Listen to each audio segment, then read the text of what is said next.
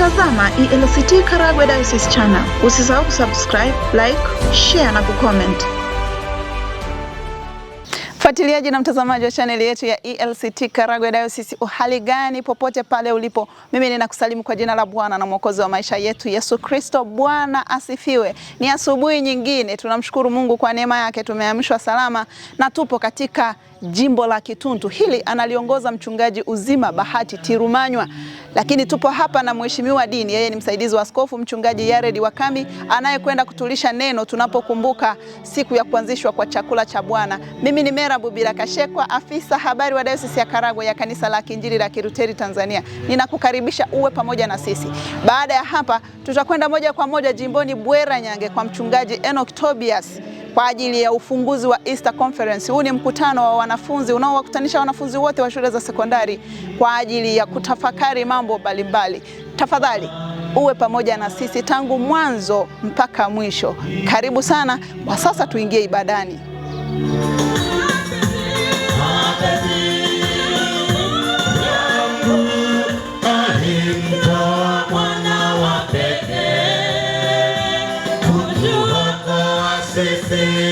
Watu wenye dhambi, kweli Bwana Mungu mwenye huruma.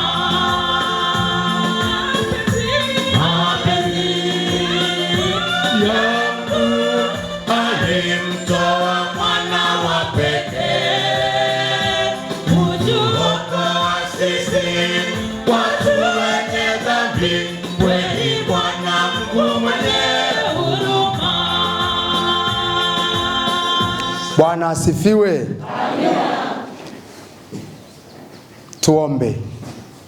Mungu mtakatifu, Baba wa Bwana wetu Yesu Kristo, tunakushukuru sana kwa wema wako, kwamba imekupendeza asubuhi hii kutuleta hekaluni mwako kwa ajili ya kukumbuka kuwekwa kwa chakula cha Bwana.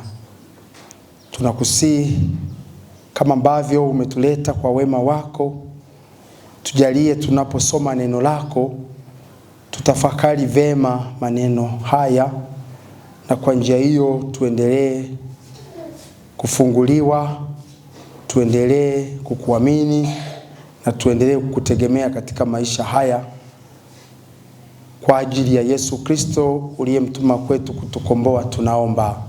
Amen. Somo linapatikana kutoka Injili ya Marko mtakatifu sura ya 14 mstari wa 17 mpaka wa 21. Injili ya Marko mtakatifu sura ya 14 mstari wa 17 mpaka mstari wa 21. Nami kwa msaada wa Bwana ninasoma. Basi ilipokuwa jioni, yuaja pamoja na wale thenashara, nao walipokuwa wameketi chakulani wakila, Yesu alisema, amini nawaambia, mmoja wenu naye anakula pamoja nami atanisaliti. Wakaanza kuhuzunika, wakamwambia mmoja mmoja, je, ni mimi? Akawaambia, ni mmoja wa hao thenashara ambaye achovya pamoja nami katika kikombe. Kwa maana Mwana wa Adamu aenda zake kama alivyoandikiwa, lakini ole wake mtu yule ambaye amsaliti Mwana wa Adamu. Ingekuwa heri kwake mtu yule kama asingalizaliwa. Neno la Bwana. Na tukae.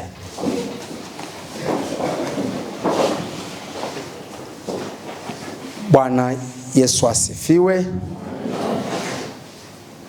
Karibuni sana katika hema ya Bwana tunapobarikiwa na Mungu kusoma na kutafakari neno lake katika siku hii ya Alhamisi Takatifu, siku ya kukumbuka kuwekwa kwa chakula cha Bwana katika juma takatifu hili la mwaka wa Bwana wa 2026. Bwana Yesu asifiwe. Tunamshukuru sana Mungu wetu kwamba kwa wema wake ametujalia tena kuona siku hii ya maadhimisho ya kuwekwa kwa chakula cha Bwana kama alivyoanzisha mwenyewe Bwana wetu Yesu Kristo. Tumetembea wiki takatifu tangu Jumapili iliyopita tulipoadhimisha na kushangilia kuingia kwa Bwana wetu Yesu Kristo Yerusalemu kwa shangwe. Hata sasa tunapofikia Alhamisi Takatifu, tumeuona kweli mkono wa Bwana ukitutangulia katika siku za ibada tangu Jumatatu, Jumanne, Jumatano na leo Alhamisi, tunapoelekea kuhitimisha hapo kesho siku ya Ijumaa Kuu, tutakapokumbuka kuteswa na kufa na kuzikwa kwa Bwana wetu Yesu Kristo na hatimaye ufufuo. Mungu amekuwa pamoja nasi. Bwana Yesu asifiwe. Amen. Sisi ni nani hata tukaweza kuiona siku hii njema? Si kwamba tumekuwa wema sana kuliko wengine ambao hawakuiona. Ni wazi na dhahiri kwamba ni kwa neema tu ya Mungu tumeweza kuiona sikukuu hii ya Alhamisi Takatifu. Lakini pia kwa njia hii ya Mungu kutupa kibali na kutukubalia tuweze kuendelea kuwa hai na kushiriki ibada zote hizi, na sasa leo maadhimisho ya meza takatifu, kuwekwa kwa chakula cha Bwana, basi Mungu ana makusudi nasi. Bwana Yesu asifiwe. Ana makusudi nasi, na ndiyo maana amekubali kutuamsha na kutuleta mbele ya altare yake takatifu ili kumega pamoja mkate na kunywa damu yake kwa ajili ya wokovu wetu. Tuipokee neema hii kwa unyenyekevu na shukrani. Kupitia somo la leo tunamwona Bwana wetu Yesu Kristo akianzisha ushirika mtakatifu, akiandaa meza kwa ajili ya wanafunzi wake, na kwa njia ya adhimisho hili anawaimarisha wanafunzi wake, na zaidi sana katika kuwaimarisha wao kwa kuumega pamoja mkate na kunywa damu yake, tunapata sisi mafundisho kutokana na tendo kuu hili la kiibada, tendo kuu hili la kiimani. Tunaweza kujifunza mambo mengi sana na mazuri katika kuendelea kuishi na neema hii ya Mungu kutuweka huru na kutufanya hata sisi tusogee mbele ya meza yake takatifu. Bwana Yesu asifiwe. Katika somo tulilosoma, kama waandaaji wa kalenda walivyoliandaa, waweza kuona ni mistari michache, lakini kwa uchache wake unatoa picha halisi Yesu alivyoandaa meza na kuzungumza yatakayotokana na kusalitiwa kwake, lakini pia na kuambia wanafunzi baada ya kupokea neema hii ya kushiriki pamoja, anawaambia wabaki hivyo na waendelee kufanya kwa ajili ya ukumbusho wake. Na sisi tumeendelea hata leo kutii na kuenzi maelekezo na nia njema ya kuanzishwa kuwekwa kwa chakula cha Bwana kama Wakristo waaminifu wanaomfuata Bwana wetu Yesu Kristo na kutenda sawasawa na mapenzi yake alivyoagiza siku ile ya kuwekwa kwa chakula cha Bwana. Jinsi alivyoandaa, wakashiriki, wakabarikiwa, wakaendelea kuwa wanafunzi watiifu katika utume. Tunashuhudiwa maneno haya na maandiko matakatifu. Na sasa kupitia maandiko matakatifu ya leo, Bwana wetu Yesu Kristo anapoandaa na kuweka karamu hii, tuna mambo ya kuendelea kujifunza kama wafuasi wa Kristo. Na kama nilivyosema kwamba yako mambo mengi, mimi nimechagua machache ambayo nimeomba tupitie, tukumbushane kwamba kuwekwa kwa chakula cha Bwana kunalenga nini katika maisha yetu ya kila siku kama Wakristo na wafuasi waaminifu wa imani ya Kikristo. Jambo la kwanza, Bwana wetu Yesu Kristo anapoandaa meza, anapoandaa karamu takatifu na kuwapa wanafunzi wake, analenga jambo la ushirika. Ushirika, kwamba ndugu wakikaa pamoja, wakashiriki pamoja baraka walizopewa na Mungu, wanaimarika kama kundi, wanakuwa na umoja. Kile kitendo cha kukaa, kumega pamoja mkate, kunywea kikombe, kinaongeza mahusiano ya kundi, mahusiano ya umoja, kwa sababu katika kushiriki pamoja, ile roho ya kuwa pamoja, ya kunia pamoja, inapata nguvu. Kama nilivyosema, mahusiano yanakuwa ya karibu sana, kwa sababu urafiki, ujirani na umoja unapata thamani yake. Kwa hiyo kitendo cha kula pamoja, kushiriki pamoja, tena Wanyambo na Wahaya wakasema akake okalia no wawe, kwamba kuonesha kwamba mko karibu na mnathaminiana, mnakaa pamoja, mnashiriki pamoja, na hapo mnaimarisha roho ya ushirika, roho ya kukaa pamoja na kunia mamoja, ili kuendelea na safari mnayokuwa nayo. Sisi ni ili kuendelea na safari ya ufuasi, kwa sababu chakula cha Bwana kinatuimarisha na kutuweka huru na dhambi na shetani katika maisha haya.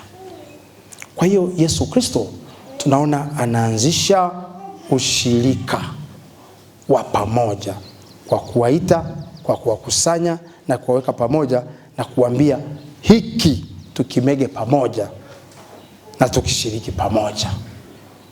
Roho ya ushirika ni nzuri na ni muhimu sana katika maisha ya jamii,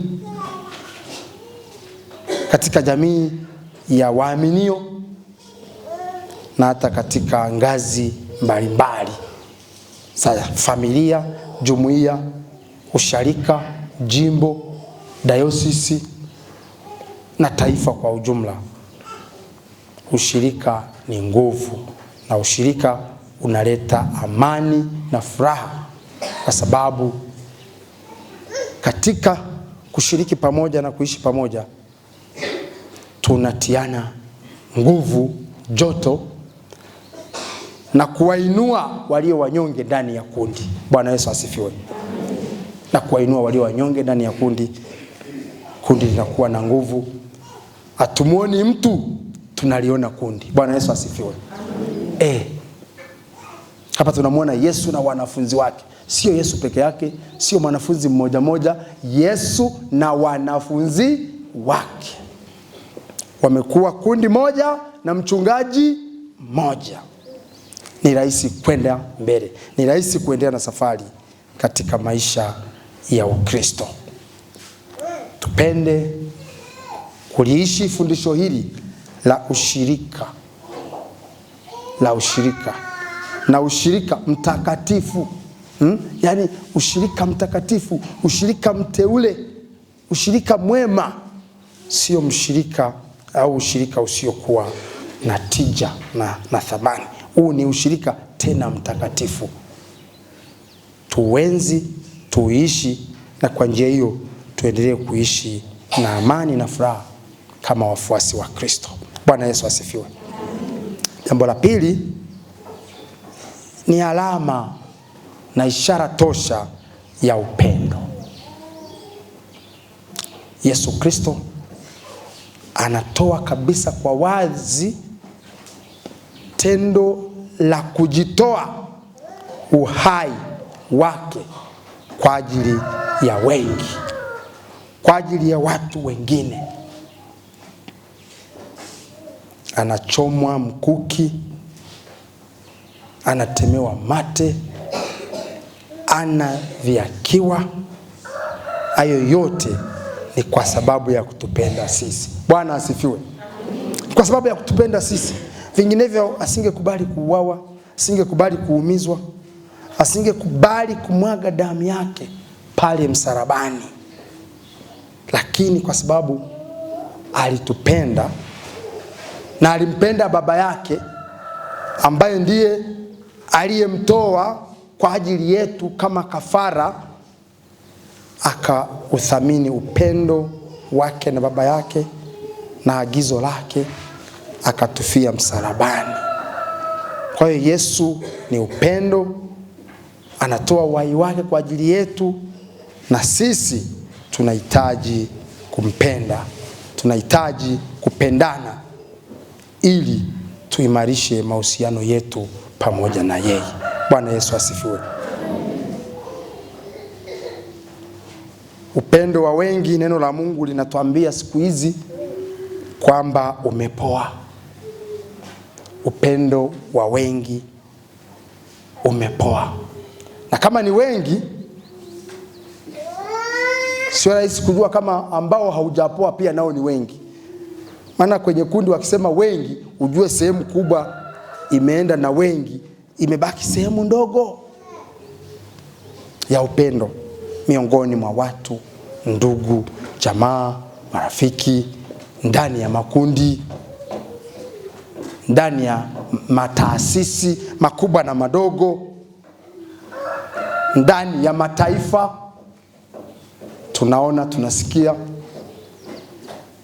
na sasa tumeanza kuhisi, si ndio? Mwanzo tulikuwa tunasikia, tunaona, lakini sasa tumeanza kufanya nini? Kuhisi. Sijajua gharama za safari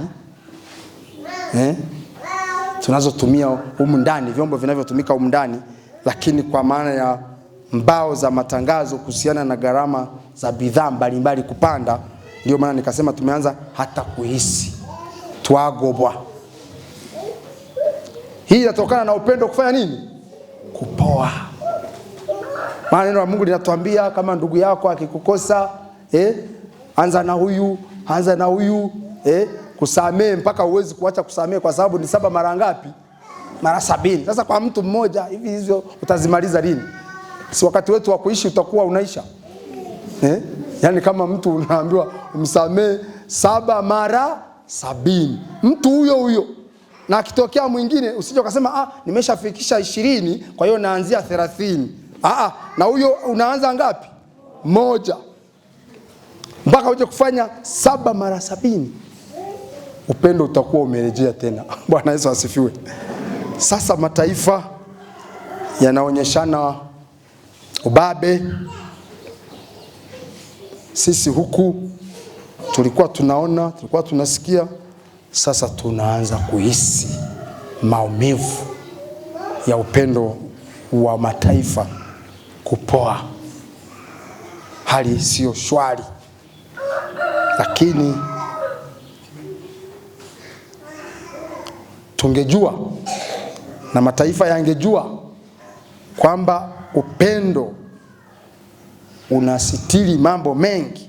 Upendo unaondoa chuki miongoni mwa watu na miongoni mwa mataifa, tungeweza kuendelea vizuri, tukithamini mali za watu, tukithamini uhai wa watu, na tukithamini kwa ujumla basi uumbaji wa Mungu. Uumbaji wa Mungu. Redioni mmesikia ajali za magari hapa na pale. Wakati mwingine ni upendo kupoa, kwa sababu vyombo vya usafiri vinajaa sana. Bodaboda akionekana bebeba mmoja wanamcheka kwamba hajui kupambana, mpaka bebe watano. Nasema huyu ndiye shujaa. Lakini control inakuwa ndogo. Ni ishara pia ya kupoa kwa upendo, kwa sababu ungeweza kusema unaona wawili wanatosha, sije nikawasababishia ajali. Lakini tunataka wawe wengi, na matokeo yake tunapoteza ndugu zetu, jamaa zetu na marafiki zetu. Upendo ukishamiri, upendo ukishamiri, lazima pawepo na kupima kwamba hili linastahili kwangu na kwa mwingine au hapana.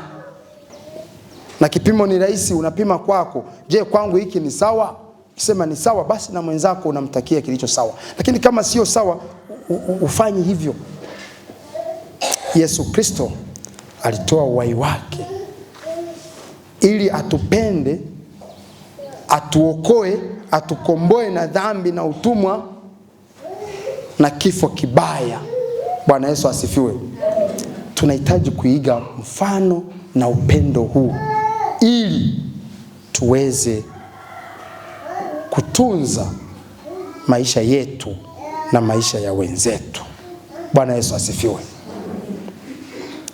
Tumuombe Mungu aendelee kuingilia kati kama ambavyo amekuwa akiingilia kati penye changamoto na penye fursa. Roho ya upendo iendelee. Bwana asifiwe. Iendelee. Maana imekuwepo hata mahali pengine katika maneno matakatifu tunaambiwa upendo wenu, upendo wa wengi umepoa. Ina maana ulikuwepo lakini ukafanya nini? Ukapoa. Sasa upate joto tena, tufurahie maisha haya ya ufuasi ambayo Yesu Kristo alitufia ili tuweze kuwa huru. Bwana Yesu asifiwe. Jambo la tatu, katika kuanzishwa kwa ushirika huu mtakatifu, Yesu anapowaita wanafunzi wake, akawakalisha, akabariki, akamega, akawapa, wakala, wakashiba, wakajawa na nguvu. Alikuwa katika utumishi. Bwana asifiwe. Alikuwa anatumika. Na yeye amesema atakayetaka kuwa mkubwa miongoni mwenu afanye nini? Atumike. Ajifanye kuwa mdogo, atumike. Na yeye Yesu anaonyesha roho ya utumishi, tena ya utayari. Tena ya utayari. Bwana Yesu asifiwe. Kwa sababu anawakalisha, kama ni maji analeta, anawanawisha, kama ni leso analeta, anawapangusa. Wamekaa kifahari. Bwana asifiwe. Ndani ya Yesu Kristo, mguu wameweka juu ya mguu mwingine. Wanapata starehe ndani ya Yesu Kristo. Yesu anatumika kwa ajili yao. Bwana Yesu asifiwe. Roho ya utumishi kwa ajili ya kazi ya Mungu na kwa ajili ya utukufu wa Mungu. Lakini roho ya utumishi kwa ajili yangu na kwa ajili ya wengine. Bwana Yesu asifiwe. Tufanye kazi, tutumike kwa ajili yetu na kwa ajili ya wengine. Yesu anatumika kuwalisha, kuwabariki na kuwaneemesha ili waweze kuendelea kuishi maisha mazuri. Je, mimi ninatumikaje? Je, wewe unatumikaje? Kwa nafasi uliopo, kwa ngazi uliopo, kwa huduma ulionayo, unatumikaje? Lakini pia kutumika kwa kujali na kuthamini. Yesu anawakalisha, anawafanyia usafi, anawanawisha, anajali afya zao, wale chakula kitakatifu, kizuri, kisichowadhuru, na wanakipokea kwa moyo wa shukrani, wanabarikiwa. Bwana asifiwe. Tunapotumika, tunapohudumu, tunapohudumiana, tusiangalie tu swala la kuhudumu tu, hapana. Tuangalie habari ya usafi, uchaji, utulivu, ili utumishi wetu utubariki sisi na kuwabariki wale tunaowatumikia. Bwana Yesu asifiwe. Na tutumike kwa moyo wa upole na unyenyekevu, si kwa kujikweza kwamba pasipo sisi huduma hii singeendelea. Hapana. Mungu ametuthaminisha, ametuheshimisha, akatuchagua, akatutanguliza tuweze kuwahudumia watu wengine. Angeweza kuwainua wengine, kuwatumia, lakini ameniita mimi, amekuita wewe, katika ngazi, katika kundi, katika safari hii ya kanisani na katika jamii, utumike kwa ajili yako na kwa ajili ya wengine. Bwana Yesu asifiwe. Habari ya utumishi ni muhimu sana katika kila hatua, katika kila eneo na katika kila mahali.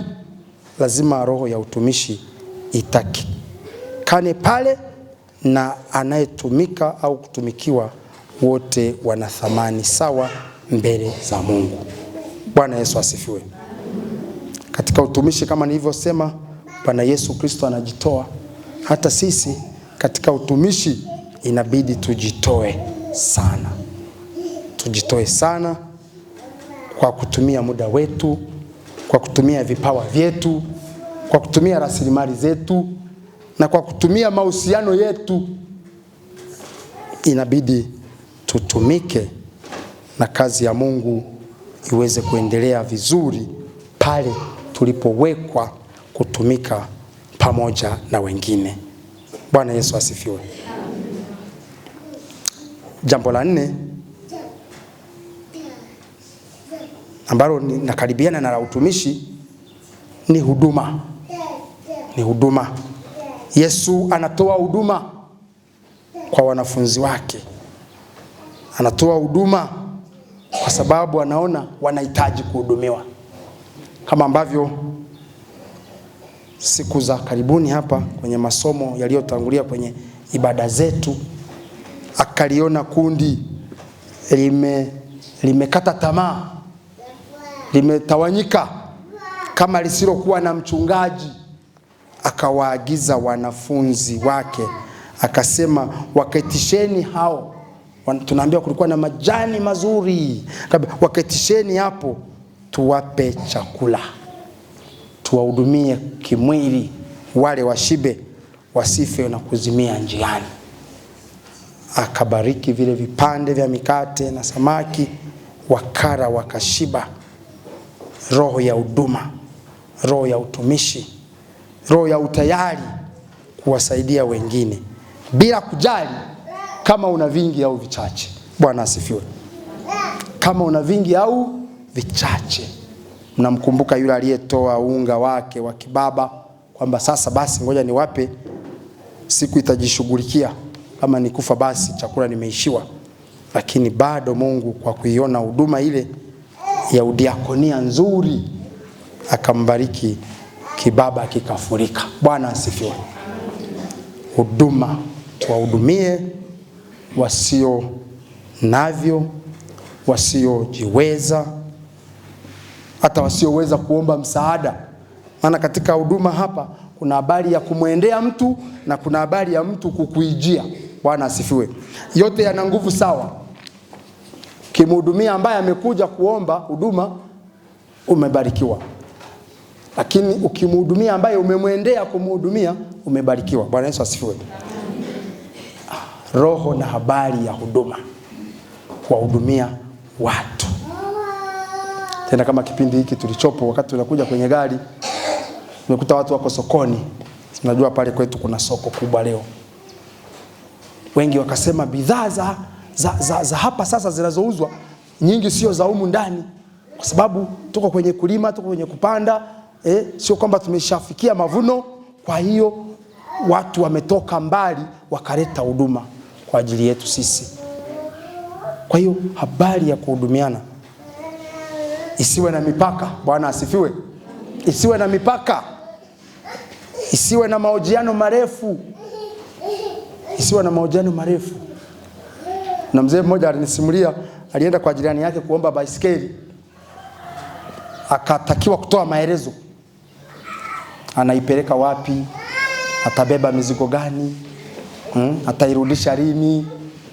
Akaonyeshwa na ilivyo imara, akirudi iwe imara. Baada ya kujieleza, ile mwenye baisikeli akasema, maelezo yako ni mazuri lakini na mimi nina safari. Na mimi na safari. Kwa hiyo ingekuwa ni majenzi, siku hizo wanasema pambana na hali yako. Lakini baba amejikunja akatoa maelezo mazuri yanayoelekea kwamba sasa anafanikiwa kwenye ile huduma. Kama unaona haiwezekani, basi hata mwambie mapema ajaribu kwa mwingine. Sasa siku imeisha na safari imeisha, matatizo yameongezeka. Matatizo yameongezeka, huduma imekuwa hafifu. Sasa hiyo roho sio ya kuanzishwa kwa ushirika mtakatifu. Ushirika mtakatifu ni ili watu wapone, watu wabubujike amani na furaha kutokana na huduma ya Yesu Kristo, kama ambavyo tumeona kwa wanafunzi wake. Kwa hiyo wapendwa, huduma. Tukienda hospitalini tunakuta vibao, huduma ni kwa wote, lakini kwanza wazee na watoto. Hasa wengine vijana hawayasomi. Anasema nakutangao, ninyi ni jambele. Kwa hiyo tutakwenda kwa mstari, tutakwenda kwa foreni. Hapana. Huduma ya msingi ni yule inayemjali yeyote, lakini tumepewa angalizo la kuwaangalia wazee,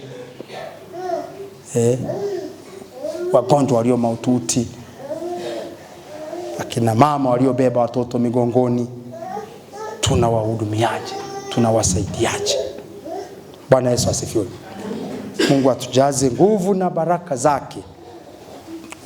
Huduma ipatikane kwa wengi na kwa wote wanaohitaji. Lakini pia namba 5, tunaona roho ya kukusanya na sio roho ya kutawanya.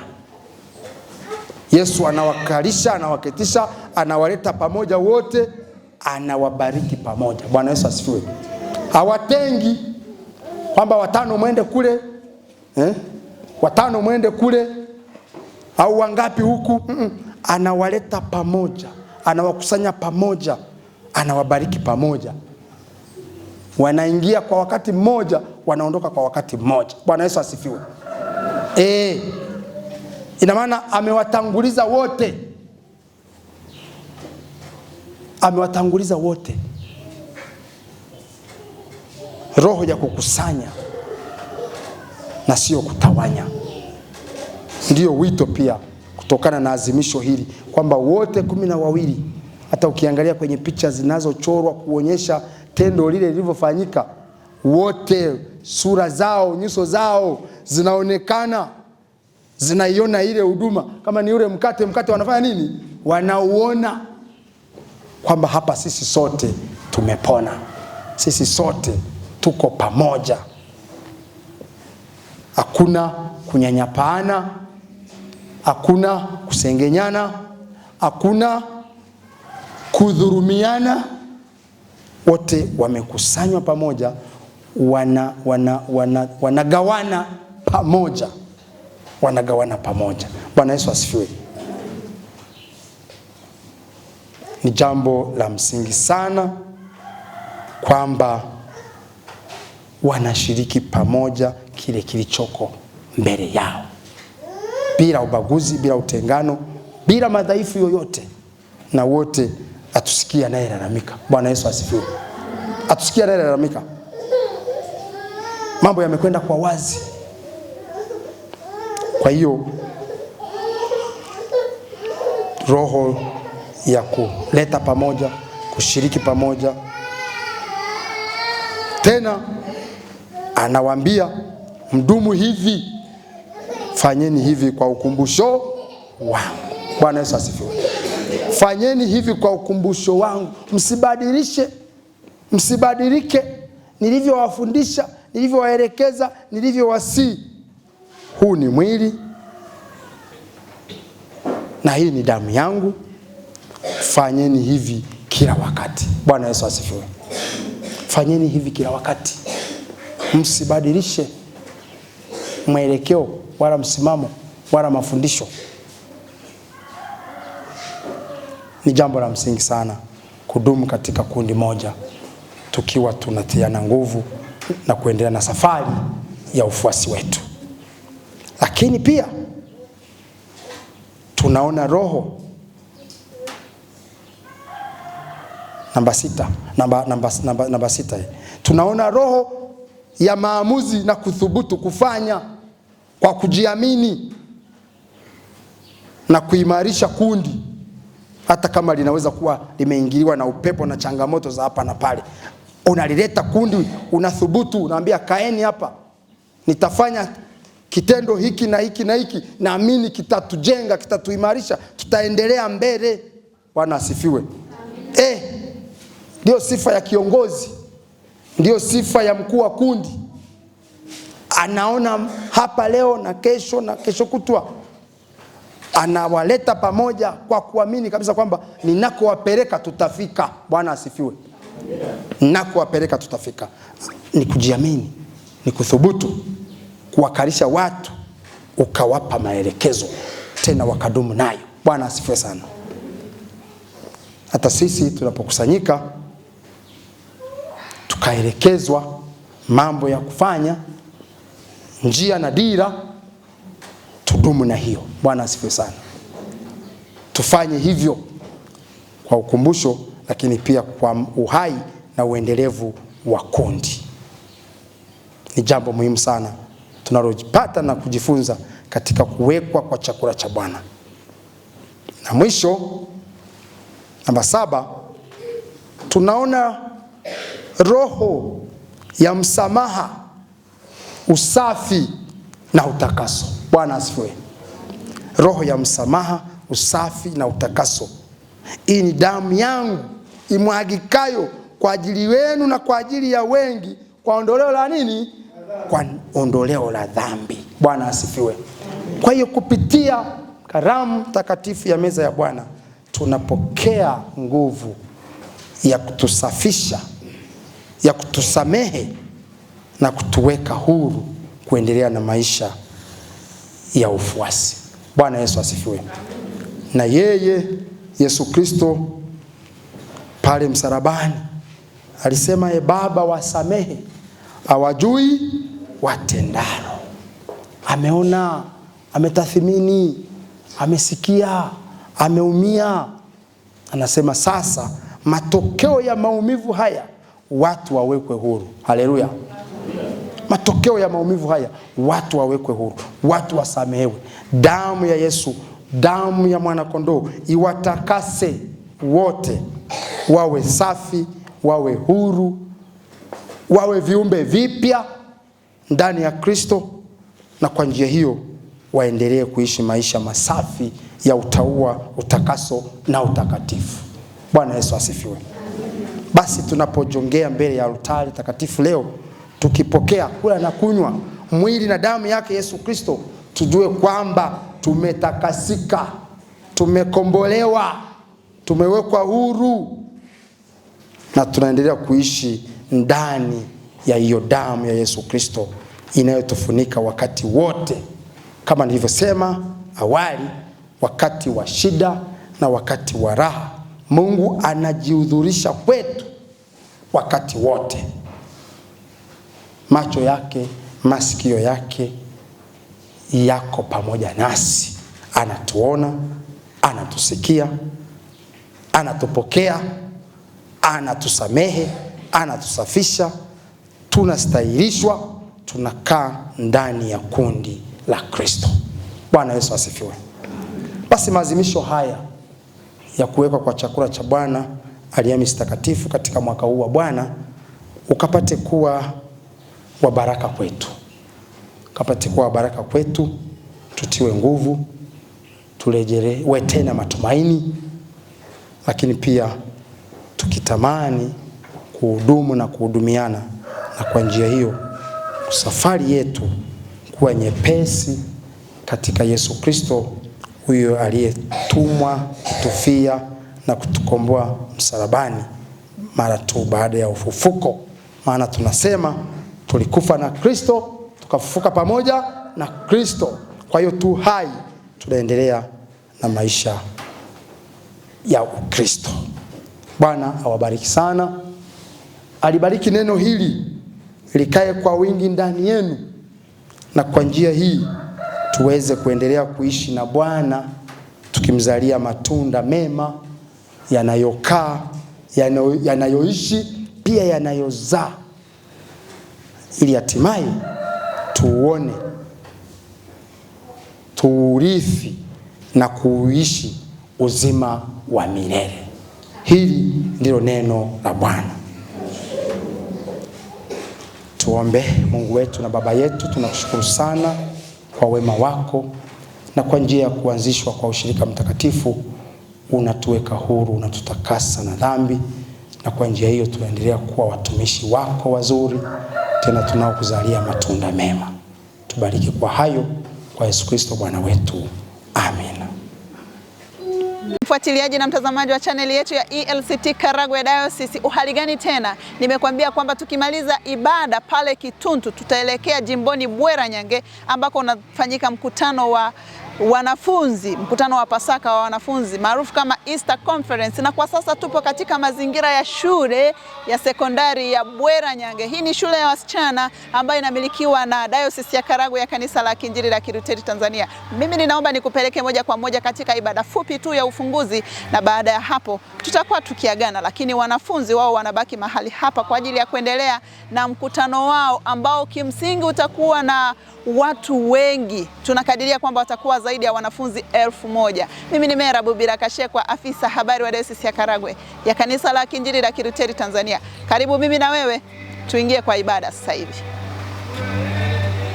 Mfuatiliaji na mtazamaji wa chaneli yetu ya ELCT Karagwe Diocese, uhali gani tena? Nimekuambia kwamba tukimaliza ibada pale Kituntu tutaelekea jimboni Bweranyange ambako unafanyika mkutano wa wanafunzi, mkutano wa Pasaka wa wanafunzi maarufu kama Easter Conference, na kwa sasa tupo katika mazingira ya shule ya sekondari ya Bweranyange. Hii ni shule ya wasichana ambayo inamilikiwa na Diocese ya Karagwe ya Kanisa la Kiinjili la Kilutheri Tanzania. Mimi ninaomba nikupeleke moja kwa moja katika ibada fupi tu ya ufunguzi, na baada ya hapo tutakuwa tukiagana, lakini wanafunzi wao wanabaki mahali hapa kwa ajili ya kuendelea na mkutano wao ambao kimsingi utakuwa na watu wengi. Tunakadiria kwamba watakuwa zaidi ya wanafunzi 1000. Mimi ni Mera Bubira Kashekwa, afisa habari wa Diocese ya Karagwe ya Kanisa la Kiinjili la Kilutheri Tanzania. Karibu mimi na wewe tuingie kwa ibada sasa hivi.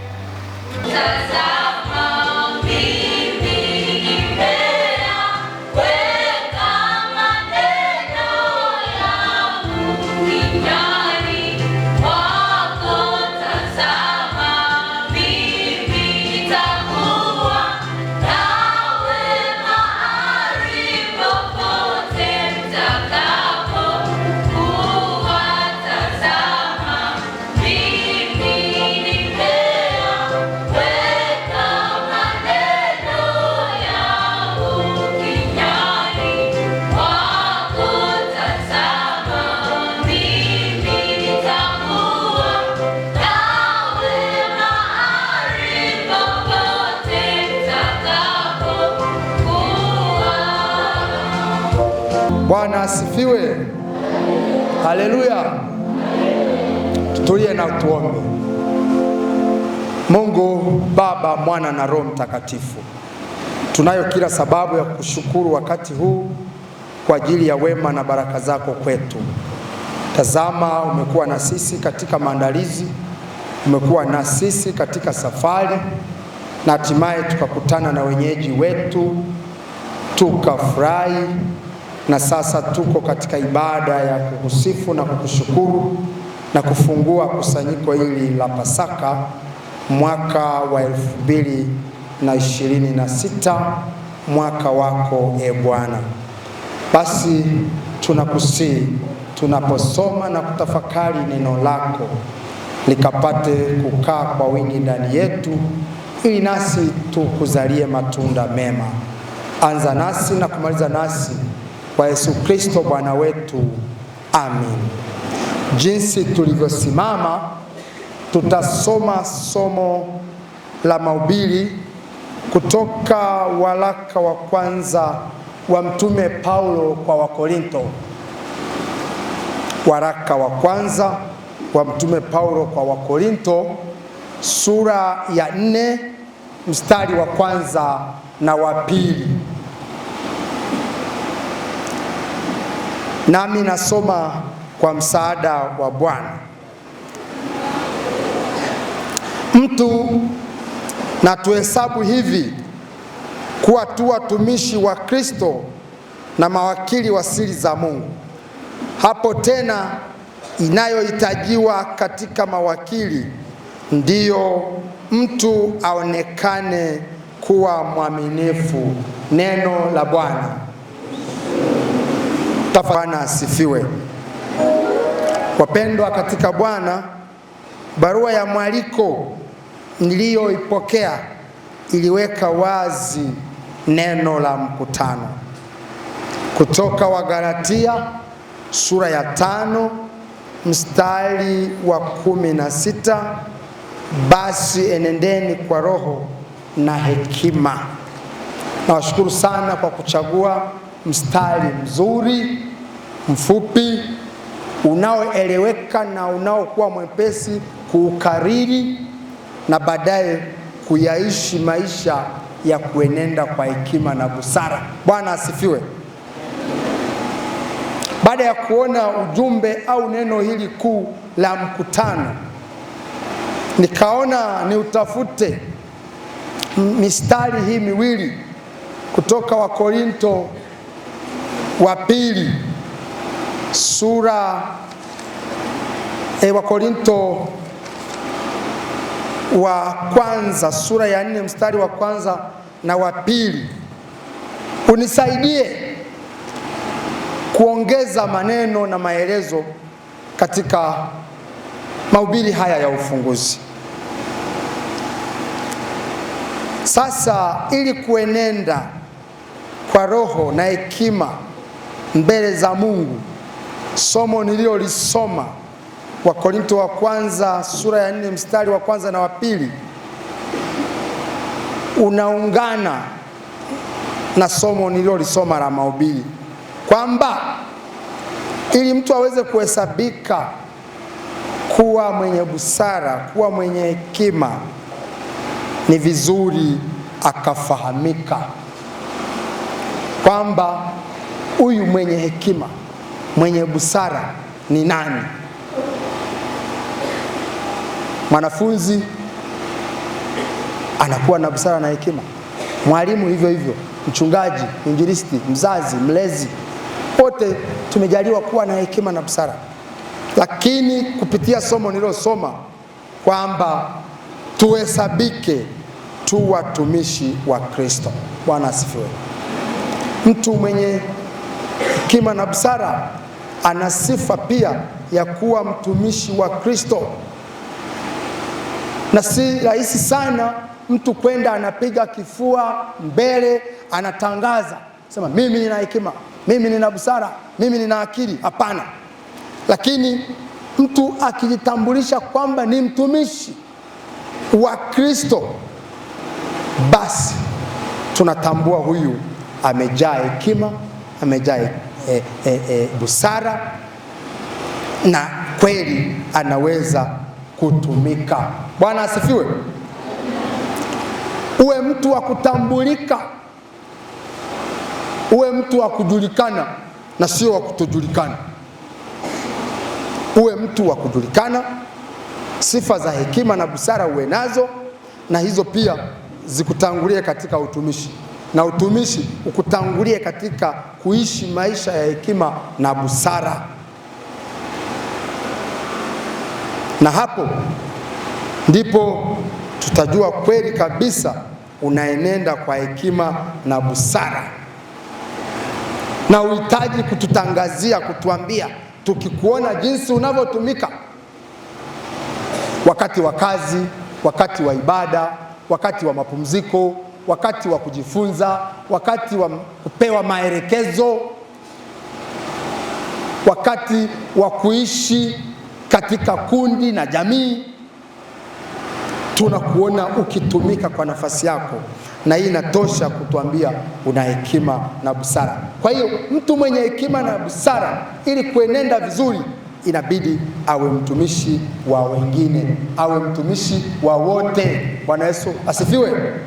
Bwana wetu Yesu Kristo mwenyewe, pamoja na kuwa na hadhi kubwa sana ya kuwa Mungu, mwana wa Mungu, kuishi na Baba, bado akuona kama ni kitu cha kushikamana nacho.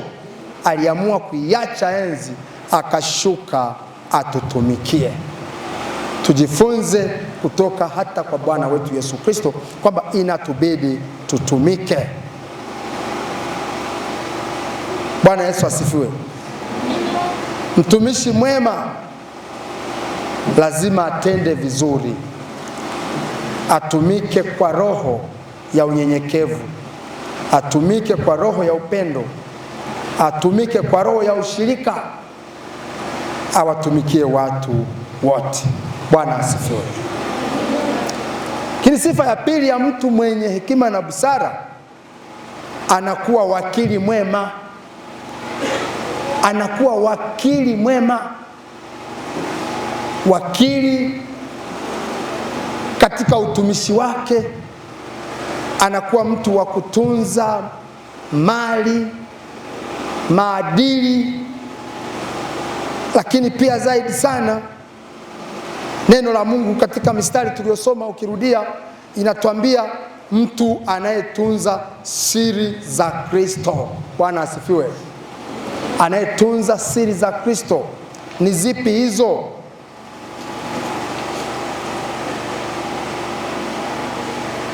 Kuwathamini watu wote, kuwatanguliza, kuwajali, sio kuwasengenya, sio kuwaudhiudhi, lakini kuitunza imani uliobatizwa ukiwa mtoto na ukawa mtu mzima, bado unamwamini na kumpenda Bwana wetu Yesu Kristo. Bwana Yesu asifiwe.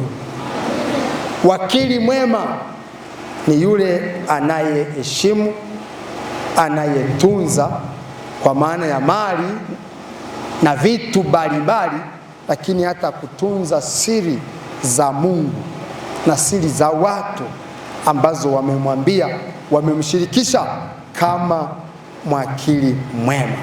Bwana Yesu asifiwe. Mtu anayekabidhiwa mali, akadaiwa na mwenye mali, akaitoa kwa mwenye mali. Mtu anayekabidhiwa maktaba, akaingia, akatoka, akaiacha salama. Bwana asifiwe.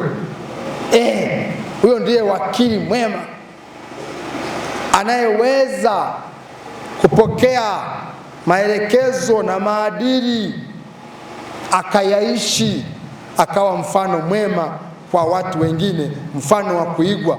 Huyo ni wakili mwema. Wakili wa mtu tunauona kwa kile alichokabidhiwa, kwa wazi na kwa siri. Akitunze kimtunze, lakini pia ajue kwamba anatakiwa kutoa hesabu siku ya mwisho au siku hesabu yake itakapotakiwa.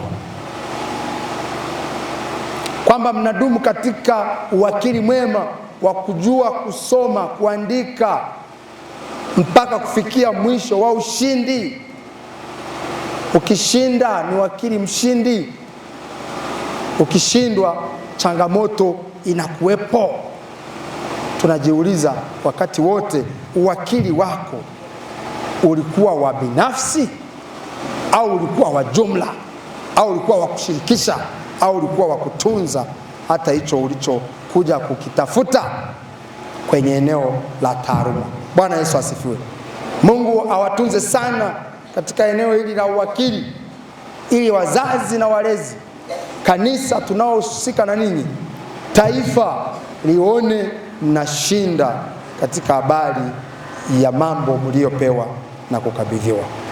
Lakini pia mtu anayenenda kwa hekima na busara, jambo la tatu na la mwisho, mtu huyu anayependa kuishi au anayekuwa na sifa ya kuishi na hekima na busara, anakuwa mwaminifu. Bwana asifiwe. Anakuwa mwaminifu kwa mengi na kwa machache, kwa kuonekana na kutoonekana, anakuwa mwaminifu. Hapo mtu mwenye hekima na busara amekamilika. Haya yanapikika katika chungu kimoja, ni mapacha wazuri: hekima, busara na uaminifu. Umo tutapata akili nzuri, roho safi, mwili safi na matokeo safi. Bwana Yesu asifiwe. Hekima, busara, uaminifu inaleta matokeo mazuri. Hii combination lazima mtu imvushe. Bwana asifiwe. Lazima mtu ifanye nini? Imvushe, aende ng'ambo ya pili, apige hatua, na kwa njia hiyo azidi kuhekimika, azidi kuwa na busara, na awe mfano mwema kwa watu wengine. Najua zipo sifa na mambo mengine mengi yanayoweza kumfanya mtu aonekane kuwa na hekima na busara, lakini nimeyawaza na kuyafikiri haya machache, lakini ya msingi kwa maisha ya mwana mmoja, UKWATA. Na bahati nzuri kwenye nembo ya UKWATA nimeona Zaburi ya 119 mstari wake unasemaje? Unasema, moyoni mwangu nimeyaweka maneno yako. Hamujui kauli mbiu ya chama?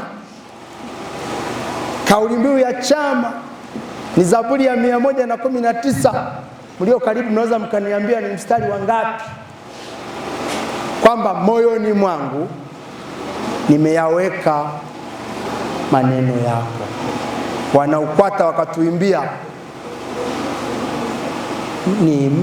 nimeyaweka maneno yako moyoni mwangu, tazama mimi nimeyaweka maneno yako moyoni mwangu. Bwana asifiwe. Kwa mwenye hekima, mwenye busara, anakuwa mtumishi mwema, wakili mwema, lakini pia anakuwa mwaminifu, na kwa njia hiyo atakuwa ameyaweka maneno ya Mungu moyoni mwake, nayo hiyo njia aliyonayo hata iacha hata atakapokuwa mzee. Bwana awabariki sana, muweze kuishi maisha haya ya utauwa ambayo tunaamini yanaweza na yamekuwa yakiweza kwa waliowatangulia. Mmewaona wakiwa na mafanikio mema. Yawezekana hata tunaofundisha leo hapa tulikuwa na ninyi shuleni, tumehitimu, UKWATA ikatuheshimisha, ikatuadilisha, tukatokea kuwa walezi wenu. Bwana asifiwe. La mwisho, nilete ombi kwa wana UKWATA, kwa viongozi wa mashule, kwa idara, kwa wachungaji, kwa wainjilisti, kwa masista na makundi yale yote ambayo nimeanza nayo kwa shukrani. Nilete ombi maalum kuhusiana na masomo ya dini ya neno la Mungu katika shule zetu, kama ambavyo tumeambiwa. Mimi nasema tumeambiwa, lakini nyinyi mnaohusika mtakuwa mnajua ndivyo ilivyo, kwamba masomo ya Biblia kwa maana ya Bible knowledge na mengine yameingizwa katika ujumla wa matokeo ya mitihani katika shule zetu. Sasa ukiona wanachama 600 watakaokaa mwaka huu kufanya mitihani labda ni 50 au ni 100, 99 wako wapi? Tungetamani vyama hivi, michepuo hii iende zaidi, ijikite kwenye kufanya mitihani ya kitaifa. Bwana asifiwe. Tusichezee huduma hii ya kiroho pale ambapo sera na maongozi yameweka mashindano kama mtakavyoshindana hapa. Si kuna mashindano hapa? Si hapo? Sasa mkishindana mkashinda hapa, mkaondoka na makombe, hata kwenye kuhitimu muondoke na makombe ya Bible knowledge, sijui divinity, sijui vitu gani. Msiishie kuondoka na makombe ya Easter Conference tu, mwenende pia na ya kimataifa. Bwana asifiwe. Ndio maana nimeleta wito kuanzia kwa wanachama. Tunaweza sisi tukapambana, mkasema sisi hilo somo hapana, hatulitaki. Lakini kumcha Bwana ni chanzo cha maarifa, na usimwache elimu aende zake. Ndio wakati huu wa kumkamata, wa kumshika, ili uvuke na yeye avuke. Bwana asifiwe. Nimeomba kulisema ili tunavyoendelea, walimu tupo, walengwa wapo, vitini vipo na mazingira rafiki yapo. Bwana asifiwe. Basi Mungu wa baraka aendelee kutubariki tunapoanza kusanyiko hili, na maneno haya pamoja na mengine yatakayowasilishwa na wawezeshaji wenzangu yakapata nafasi na kibali machoni pa Mungu kuwa baraka kwenu, kwa kanisa, taifa na dunia kwa ujumla. Hili ndilo neno la Bwana.